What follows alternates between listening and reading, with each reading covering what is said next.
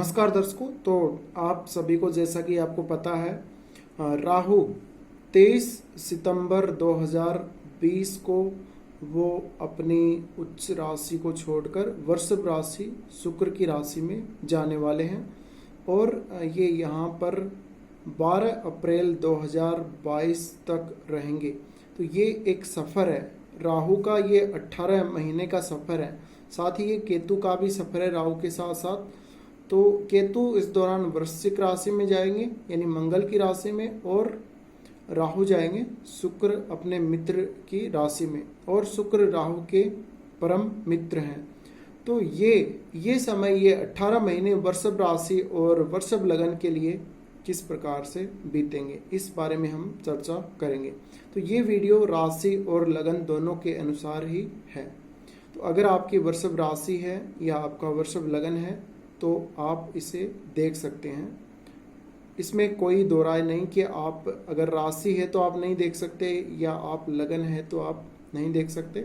ये वीडियो दोनों के लिए ही है। तो यहाँ पर सबसे पहले बात करते हैं। देखिए, आपके लगन भाव में या आपके राशि स्थान में ही राहु का जो गोचर है वो 23 सितंबर से स्टार्ट होने जा रहा है।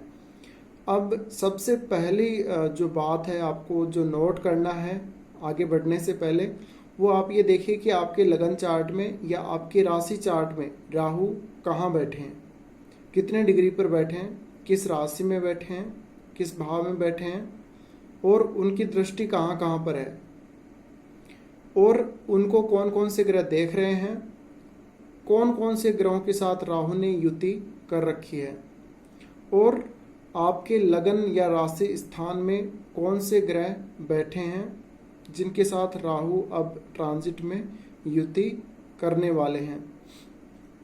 तो जैसा कि आपको पता है कि आपका अगर वृषभ राशि है या वृषभ लगन है तो आपका लगन या राशि लॉर्ड आपका शुक्र है, और शुक्र राहु का परम मित्र है। तो आपके लिए अब शुक्र की प्लेसमेंट भी बहुत इंपॉर्टेंट हो जाती है कि शुक्र किस भाव में बैठा है आपके राशि स्थान और लगन स्थान के अनुसार।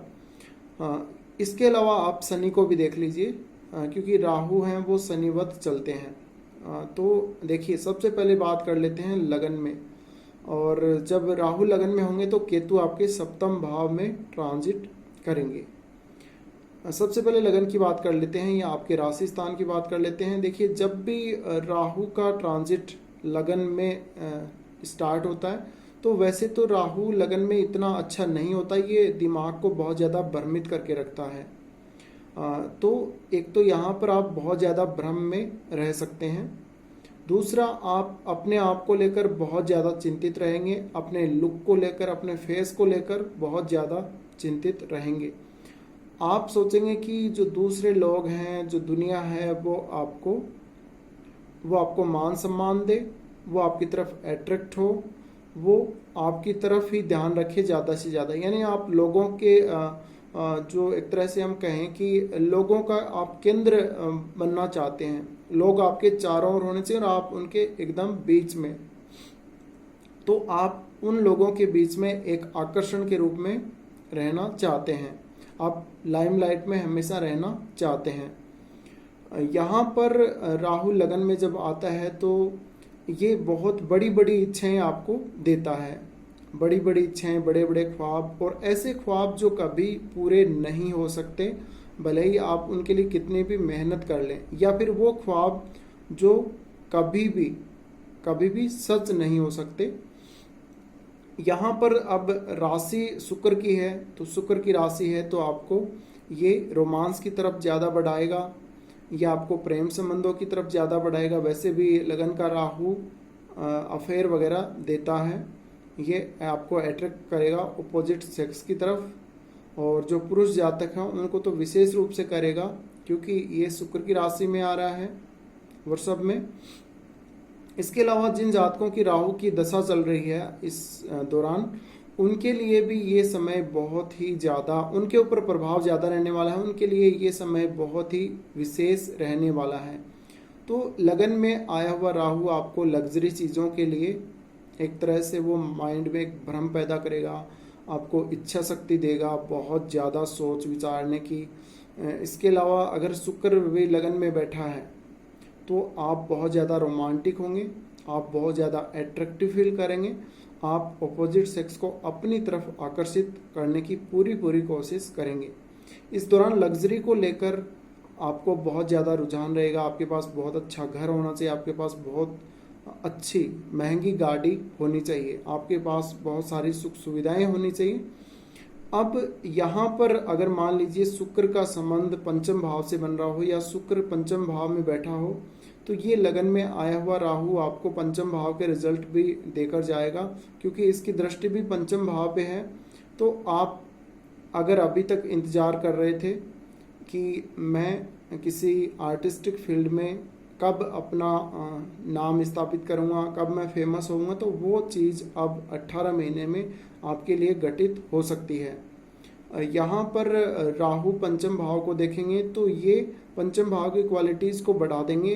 हालांकि ये संतान को थोड़ी दिक्कत यहाँ से दे सकते हैं, लेकिन आपको नई चीज़ों को सीखने की बहुत ज़्यादा एक तो लालसा रहेगी। यहाँ पर आप अगर पहले से ही आर्टिस्ट हैं तो आपको बहुत ज़्यादा वो क्वालिटी आप में बढ़ा देगा। जो आर्टिस्टिक क्वालिटी है उसको राहु एक तरह से कहें हम मल्टीप्लाई कर देगा, एक तरह से उसको बहुत ज़्यादा पब्लिक को दिखाने के लिए उसको मल्टीप्लाई करेगा, जिससे आपका जो नेम फेम है वो बढ़ सकता है। इसके अलावा अगर शुक्र भी पंचम में बैठा है तो ये प्रेम संबंधों के लिए भी ठीक है, लेकिन राहु है वो प्रेम संबंध थोड़े समय के लिए और बिल्कुल टेम्पररी देता है।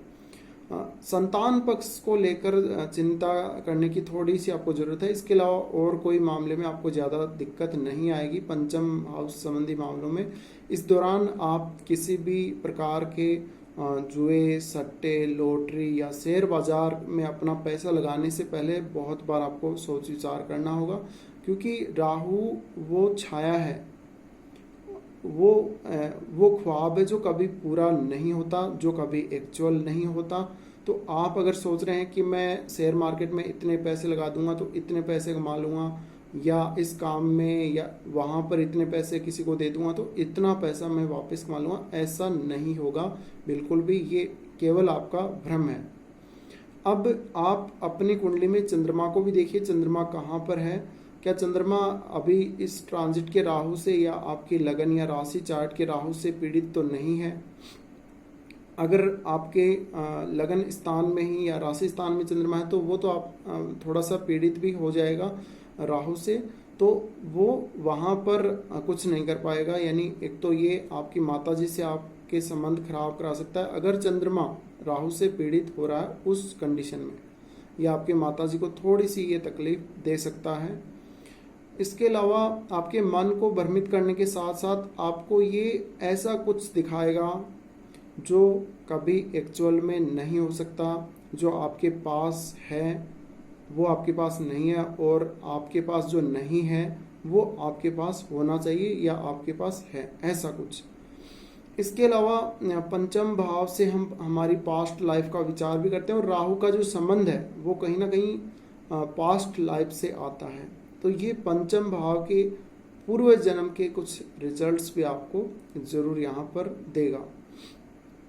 इसके अलावा आप देखिए यहाँ पर राहु आपके सप्तम भाव को देखेगा, तो सप्तम भाव को जब ये देखेगा तो एक तरह से हम कहें ये आपको बिजनेस पार्टनरशिप की तरफ लेकर जाएगा शायद। तो आपको पार्टनरशिप नहीं करनी है, पार्टनरशिप के लिए अच्छा नहीं रहेगा।